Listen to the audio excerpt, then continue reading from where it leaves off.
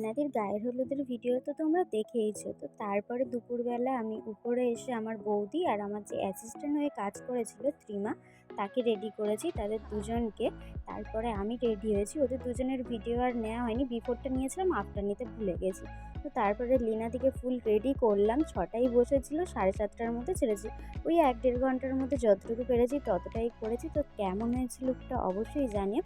তারপরে আমি শাড়ি টাড়ি পরে ভিলাতে চলে গেলাম। গিয়ে দেখলাম ভিলাটা তো খুব সুন্দর সাজানো আছে, কিন্তু সেইভাবে ভিডিও নিতে পারিনি, কারণ প্রচণ্ড গরম হচ্ছিল। গিয়ে ফুচকা খেয়েছি, তারপরে পকোড়া খেয়েছি, খেয়ে তারপর আমি বাড়ি চলে এসেছিলাম, যেহেতু প্রচণ্ড ঘেমে গেছি, তোমরা দেখতেই পাচ্ছ। আর এদিকে দাদা গিয়েছিল বরকে আনতে, তারপরে আবার বর আসতে তার অনেকক্ষণ পরে আমরা সবাই গিয়েছিলাম, গিয়ে বিয়ে দেখছিলাম। আর এই যে এদিকে বরকে আমরা ফুল তারপরে বাতাসা ছোঁড়া হচ্ছিল। তো নেক্সট পার্ট নিয়ে খুব তাড়াতাড়ি আসি। টাটা সবাই।